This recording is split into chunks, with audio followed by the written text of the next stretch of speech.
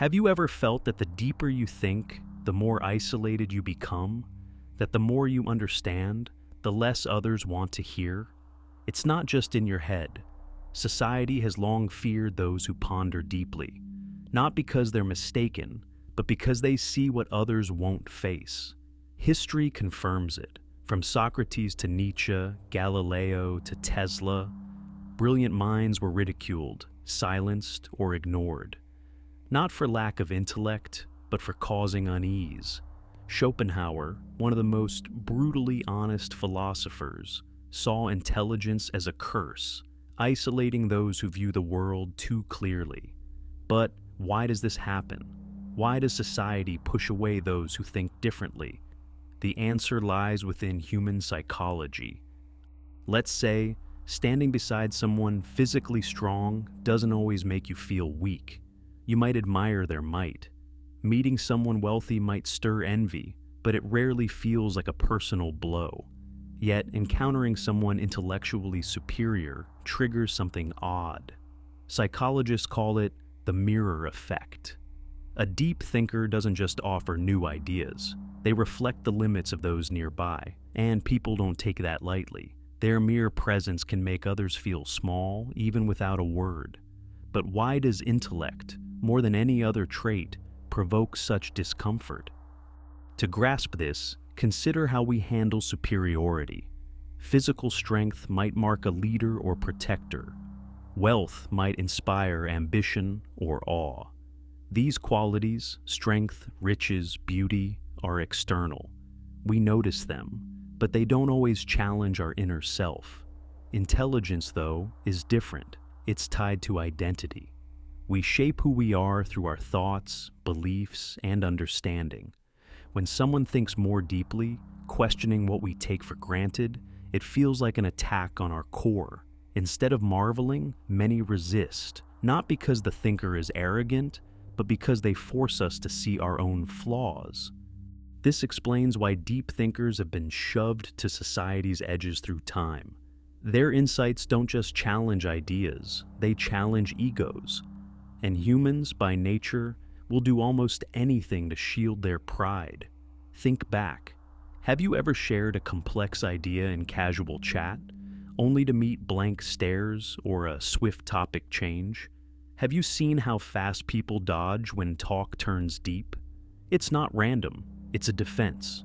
When faced with a profound mind, people's instincts kick into self-preservation. Instead of curiosity, they push back. Instead of engaging, they tune out. That's why philosophers, intellectuals, and visionaries often end up alone, not by choice, but because society nudges them away. Studies show confidence often trumps intelligence in social settings. People flock to those who exude certainty, even if their ideas are shallow. History is full of it. Populist leaders, motivational gurus, viral influencers, they thrive by soothing, not stretching. Meanwhile, those who probe accepted truths struggle for a crowd. It's the paradox of intellect. The more you chase truth, the more you drift from the masses. The mirror effect doesn't just expose society's limits, it reveals why change is resisted. Is there proof people fear intelligence? Neuroscience says yes. When folks feel outsmarted, their amygdala, the brain's fear hub, lights up. Deep thinking isn't just intimidating, it sparks a primal alert, like facing danger. Why? Our brains evolved for survival, not brilliance. For ages, fitting in beat standing out. Tribes meant safety, exile meant death. So, we're wired for harmony over insight. A sharp mind in a group disrupts that balance. Their ideas shake norms, stir dynamics, and rattle the status quo. The brain flags it as a threat, not a boon. A 2021 Stanford study found this shifts by setting. One-on-one, intellect feels less daunting. In groups, fear spikes, status matters more. People don't just react to the thinker, they worry how they look beside them. So, they sideline or slight to guard their place. Biases pile on. Dunning-Kruger makes the less able overconfident, dismissing depth. Status quo bias favors the familiar. The backfire effect hardens beliefs against challenge. Online, algorithms boost snappy over substantive. Sound bites beat substance. Intellect struggles to go viral. What's it mean for deep thinkers? Rejection's baked into biology, psychology, culture, and tech. They shouldn't quit sharing, but they must see the odds. If society shuns intellect, what does it crave? Comfort. A world where predictability tops truth. Schopenhauer, ever blunt, saw intelligence as a burden, not a gift. Most chase ease, he said, driven by a blind will for pleasure and survival. Thinkers chase reality, even if it stings, splitting them from the crowd. Where most find joy in ties, fun, and routine, deep thinkers see through the fluff, craving substance in a shallow world. Schopenhauer called it cruel clarity. The more you grasp, the less you fit. The sharper your view, the fainter your joy. Ignorance, not wisdom, brings peace, he argued. A view echoed by Pascal, Kafka, and others who wrestled with gloom and exile. Yet he offered paths: embrace solitude as a perk, seek rare peers in books or circles, share wisely. It's power and pain. Society doesn't hate brains, it dreads their revelations. Have you ever sensed that the more you ponder, the lonelier you grow? That the clearer your insight, the less others tune in? It's not just you. Society's long trembled at deep thinkers, not for being off, but for seeing too much. Look back. Socrates, Nietzsche, Galileo, Tesla, geniuses mocked, hushed, or ignored. Not for lack of smarts, but for unsettling folks.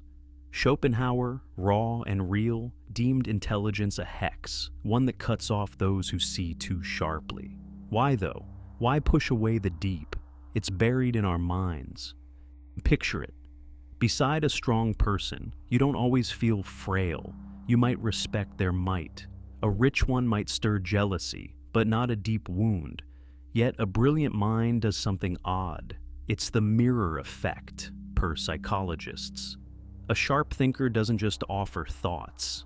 They expose others' blind spots, and that's unforgiven. Their quiet presence can shrink people. Why does intellect, above all, breed tension? Let's unpack it. Strength might signal a guide. Wealth might spark dreams. These, power, riches, charm, are outer traits.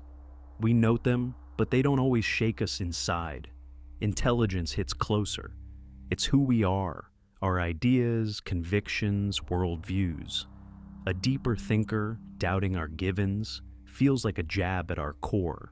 Rather than awe, we recoil, not because they're rude, but because they make us see our limits.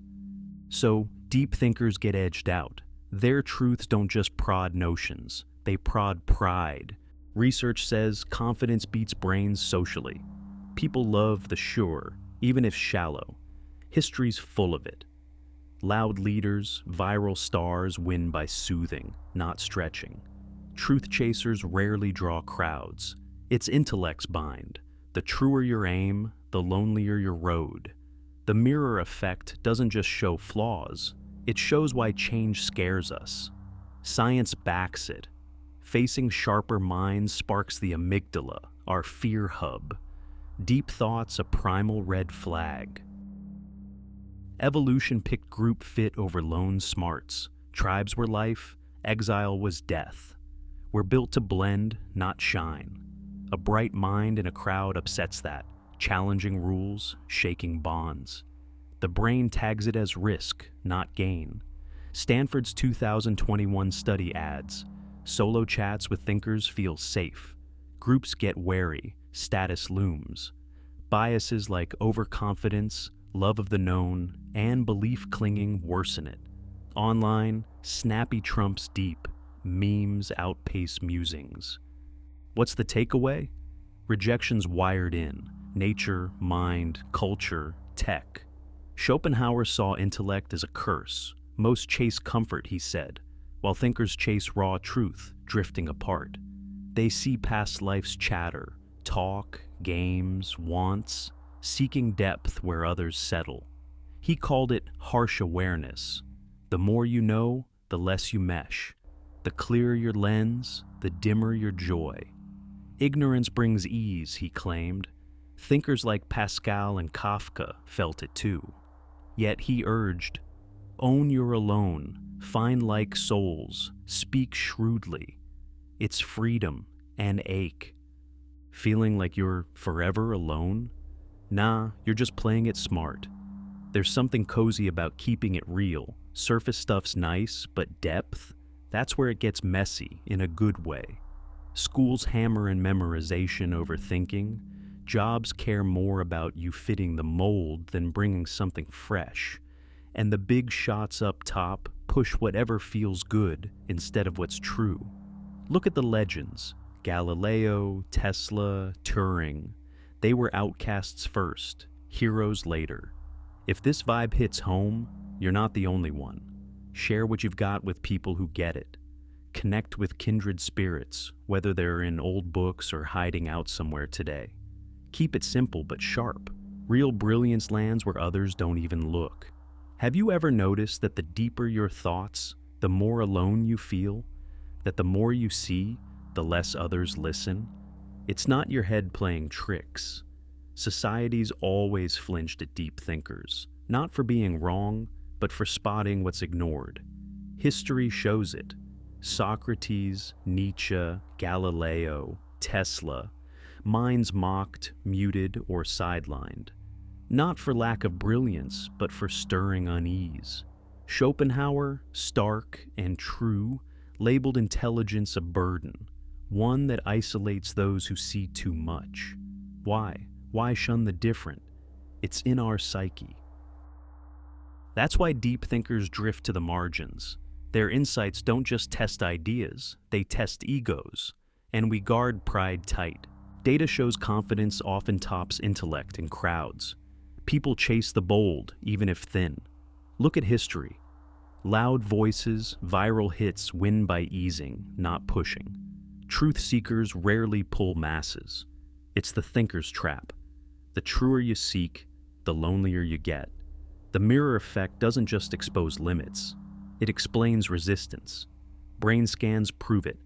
Facing smarter minds lights the amygdala, our fear spot. Deep thoughts, a survival ping. Rejections built in, body, mind, society, tech. Schopenhauer called intellect a hex. Most want ease, he said, while thinkers want truth, splitting off. They see through noise, chatter, games, drives, craving meat where others take crumbs. He saw it as stark sight. The more you grasp, the less you blend. The keener your view, the less your peace. Ignorance soothes, he said. Pascal, Kafka knew it too. But he gave tools. Take solitude as gain, find rare kin, speak smart. It's might and hurt. So, it's no wonder deep thinkers often feel like they're standing alone. They don't just see past the mirror effect. They live beyond it, chasing truths that unsettle the rest of the world. It's not their fault. It's society's, wired to cling comfort and dodge the sting of self-reflection. But here's the thing. That loneliness isn't a dead end. It's a sign you're onto something real. If you've ever felt sidelined for thinking too hard or seeing too much, you're in good company. History's brightest were right there too. Don't dim your light to fit in. Find the few who'll bask in it,